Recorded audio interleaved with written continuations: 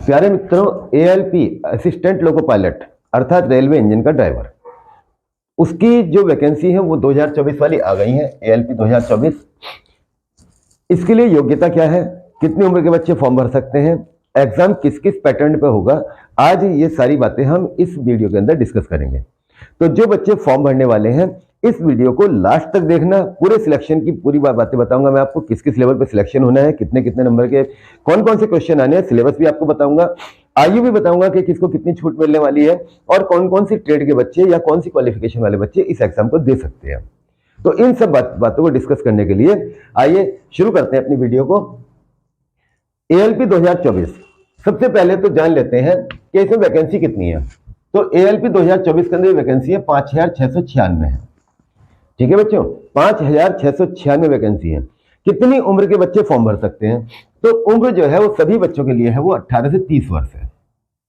18 से 30 वर्ष तक का कोई भी बच्चा फॉर्म भर सकता है। और ये जो आयु गणना होगी वो होगी 1/7/2024 को, यानी कि 1 जुलाई 2024 को आपकी आयु 30 वर्ष पूरी हो रही होगी, तब भी आप फॉर्म भर सकते हैं।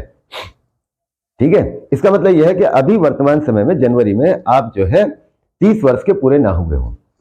अब छूट की बात करते हैं। SC ST वालों को मिलेगी 5 वर्ष की आयु सीमा छूट और OBC वालों को मिलेगी 3 वर्ष की आयु सीमा छूट। यानी कि ऐसे बच्चे जो SC कैंडिडेट हैं और उनकी आयु 30 वर्ष से ज्यादा हो गई है तो वो 35 वर्ष की आयु तक के बच्चे फॉर्म भर सकते हैं। OBC वाले 33 आयु तक के फॉर्म भर सकते हैं।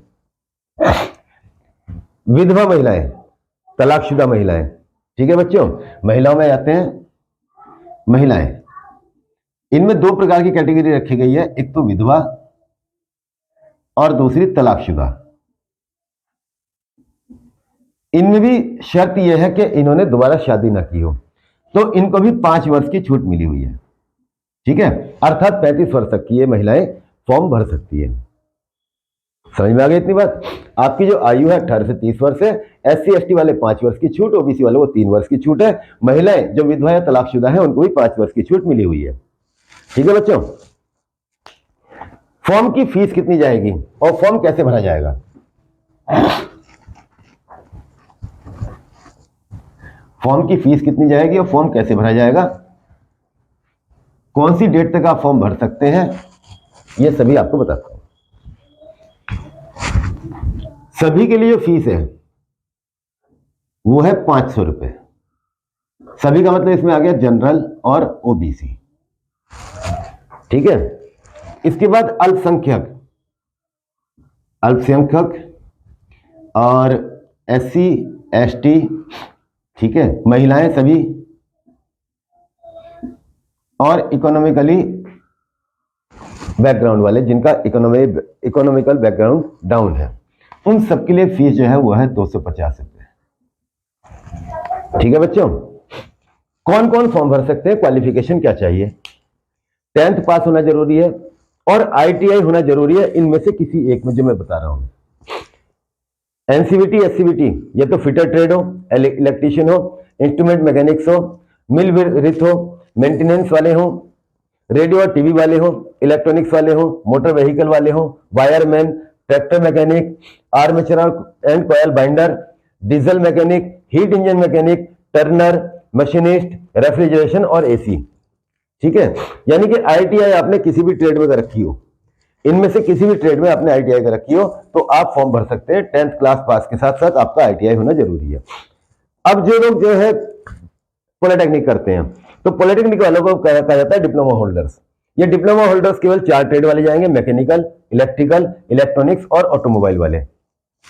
इसी तरह इंजीनियरिंग, जिन्होंने इंजीनियरिंग कर रखी है, BE या BTech कर रखा है, तो वो भी 4 ट्रेड वाले जाएंगे, मैकेनिकल, इलेक्ट्रिकल, इलेक्ट्रॉनिक्स और ऑटोमोबाइल इंजीनियरिंग वाले। ठीक है बच्चों, क्लियर हो गया ना कौन कौन सी ट्रेड वाले जा सकते हैं?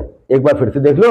ITI वाले सभी जा सकते हैं, fitter, electrician, instrument and mechanics, millwright, maintenance, radio TV, electronics, motor vehicle, wireman, tractor mechanic, armature और coil binder, diesel mechanic, heat engine, turner, machinist और रेफ्रिजरेशन AC। तो ये ITI की ट्रेड्स हैं। डिप्लोमा होल्डर्स की mechanical, electrical, electronics, automobile. BE BTech वालों की mechanical, electrical, electronics और ऑटोमोबाइल। ये 4 ट्रेड है। अगर आपको समझ में आ गया ठीक है, नहीं तो स्क्रीन शॉट ले लेना इसका। ये आपकी ट्रेड्स हो गई। फॉर्म कब से कब तक भरे जाएंगे और कैसे भरे जाएंगे, फिर एग्जाम कैसे होगा। फॉर्म स्टार्टिंग डेट है 20 जनवरी और आप भर सकते हो उसको 19 फरवरी तक, 19 फरवरी 2024 तक। ठीक है, जब आप फॉर्म भरने बैठेंगे तो सबसे पहले ऑप्शन मिलेगा आपको क्रिएट अकाउंट। क्रिएट अकाउंट, जब ये क्रिएट अकाउंट करेंगे आप तो यहां पे आपको एक बात का बहुत विशेष ध्यान रखना है, वो ये कि यहां पे आपको संशोधन करने का मौका नहीं मिलेगा। तो आपको एक तो मोबाइल नंबर और एक ईमेल आईडी, ये दो ऐसी डालनी है कि इनको आप किसी भी लेवल पे चेंज नहीं कर सकते हो। ये बात ध्यान रखना बच्चों कि ईमेल आईडी और मोबाइल नंबर आप किसी भी लेवल पे चेंज नहीं कर सकते हो। जब आप फॉर्म भर रहे हो तो जो आपने आरआरबी सिलेक्ट किया है, जैसे आरआरबी बिलासपुर मान लो, आरआरबी मुंबई मान लो, ठीक है, या आरआरबी आप भुवनेश्वर मान लो, जो भी आपने सिलेक्ट किया है आप इसे भी चेंज नहीं कर सकते हो एक बार फॉर्म भरने के बाद। तो 3 चीजें आप चेंज नहीं कर सकते, मोबाइल नंबर, ईमेल आईडी और आरआरबी आपने जौन सा भर दिया है। बाकी कोई भी गलती आपसे हो जाती है तो उसके लिए आपको 21 फरवरी से 29 फरवरी तक का टाइम मिलेगा। अगर कोई और चीज आपकी गलत हो गई है तो उसमें संशोधन करने के लिए, ठीक करने के लिए आपको 21 फरवरी से 29 फरवरी तक का टाइम मिलेगा। और एक बार संशोधन करने की फीस जो लगेगी वो आपकी 250 रुपए लगेगी। आप जितनी बार भी संशोधन करना चाहें उतनी बार कर सकते हैं, हर बार आपको 250 रुपए पे करने पड़ेंगे।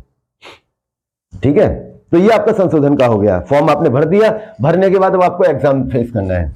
तो एग्जाम के लिए क्या क्या जरूरी है, कौन कौन से लेवल पे एग्जाम होगा, कौन कौन से सब्जेक्ट इसमें आने वाले हैं। ठीक है, पोस्ट की बात कर ले तो पोस्ट सबसे ज्यादा है वो है बिलासपुर के अंदर और सबसे कम है मुंबई के अंदर, 10 पोस्ट है। इसमें 400 प्लस है। ठीक है, सर्वाधिक पोस्ट बिलासपुर में है, 450 प्लस है, और मुंबई में सबसे कम पोस्ट है, 10 पोस्ट है। ठीक है,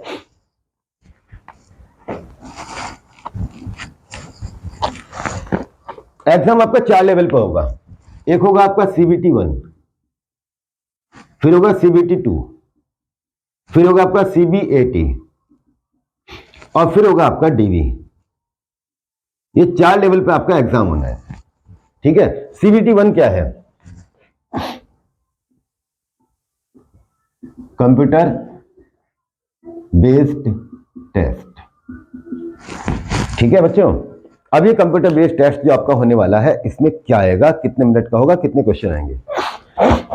CBT 1 का syllabus maths, reasoning, general science और करंट अफेयर, ये 4 चीजें उन्होंने स्पष्ट रूप से लिखी हुई हैं।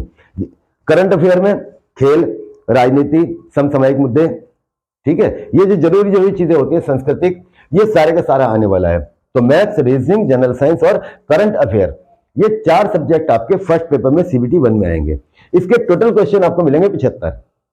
ठीक है, और 60 मिनट का आपको टाइम मिलेगा करने के लिए।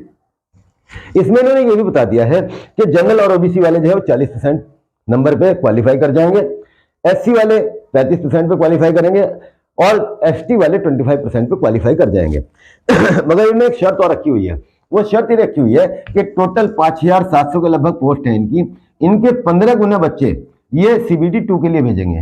CBT 2 तो मेरिट इससे ऊपर कहीं जाने वाली है। ठीक है, और यहां पे एक शर्त और भी लगी हुई है कि नेगेटिव मार्किंग होगी, और नेगेटिव भी कम नहीं है बेटा, 1/3 की नेगेटिव है। यानी कि आप 3 क्वेश्चन गलत कर देते हो तो आपका एक सही वाला खत्म हो जाएगा। इसका मतलब ये होता है कि 1/3 की नेगेटिव लगी हुई है। तो चेक कर लो फिर से, CBT 1 में मैथ्स, रीजनिंग, जनरल साइंस और करंट अफेयर, ये 4 सब्जेक्ट आने वाले हैं, इनके 75 क्वेश्चन आएंगे और 60 मिनट का ये टेस्ट होगा आपका। ठीक है, तो जम के तैयारी करो इसके लिए। अब जब ये एग्जाम आप पास कर लोगे तो क्या होगा, CBT 2 होगा, कंप्यूटर बेस्ड टेस्ट 2। ये 2 सेक्शन में होगा, एक होगा पार्ट ए, एक होगा पार्ट बी। पार्ट ए और पार्ट बी ये एक दिन में होने वाला है। इसमें आपको मिलेंगे 2.5 घंटे और क्वेश्चन मिलेंगे इसमें 175। ठीक है, अब सिलेबस में आ जाते हैं। 75 क्वेश्चन, ये है पार्ट बी, ये है आपके ट्रेड के, जिस ट्रेड का भी आपने फॉर्म में भरा होगा कि आप किस ट्रेड में जाने वाले हैं। तो 75 क्वेश्चन तो आपको ट्रेड के लिए मिलेंगे। ठीक है बेटा, अब बाकी देख लेते हैं। Part A, maths, reasoning, general science, same to same जैसा ऊपर था। Engineering questions. अब इंजीनियरिंग जो आएगी वो सबके लिए कॉमन इंजीनियरिंग आएगी। कौन कौन सी आएगी? Velocity, temperature, electricity, lever and simple machines, commercial security, environment and IT. ये क्वेश्चंस जो आपके आएंगे वो आएंगे पार्ट 1 में, CBT 2 part 1। CBT 2 part B में, सीबीटी 2 पार्ट बी, इसमें ट्रेड टेस्ट होगा, 75 क्वेश्चन आएंगे और क्वालिफाई करने के लिए आपको केवल 35% मार्क्स लाने जरूरी है। समझ में आ गई इतनी बात? जब इसे आप पास कर लेंगे तो अगला एग्जाम होगा आपका सीबीएटी। दोनों में नेगेटिव लगेगी इनमें। अगला एग्जाम होने वाला है आपका सीबीएटी। अब ये सीबीएटी सबसे ज्यादा खतरनाक है। इसे कहा गया है computer based aptitude test, computer based aptitude test. और इसमें जो होना है आपका वो साइकोलॉजी का टेस्ट होना है। ये क्या है आपका? Psychology test. सबसे मुश्किल पोर्शन इसका यही है, ठीक है। जब आप इसे पास कर लोगे तो अब आपकी मेरिट बनने वाली है। मेरिट बनेगी आपकी सीबीटी 2 और सीबीएटी के बेसिस पे। इसमें जितने मार्क्स आप लेके आते हो उसका वेटेज रहेगा 70%। इसमें जितने मार्क्स आप लेके आते रहे उसका वेटेज रहेगा 30%। इस तरह से ये आपकी मेरिट बना दी जाएगी। डीवी का मतलब होता है डॉक्यूमेंट वेरिफिकेशन। इसमें ज्यादा कुछ नहीं है, जो आपने डॉक्यूमेंट्स लगाए हैं केवल वही डॉक्यूमेंट्स वहां पे वेरीफाई होते हैं। जितनी बातें मैंने बता दी हैं इन सब बातों को ध्यान में रखते हुए अपने एग्जाम की तैयारी करो, सही से फॉर्म को भरो और जाके एग्जाम दो। ईश्वर आपको कामयाब करेगा, आप सफल जरूर होंगे अगर आप अच्छे मन से तैयारी कर रहे हैं। कोई भी डाउट रह जाए तो ऑफिशियल वेबसाइट के ऊपर जो नोटिफिकेशन है वो पड़ा हुआ है।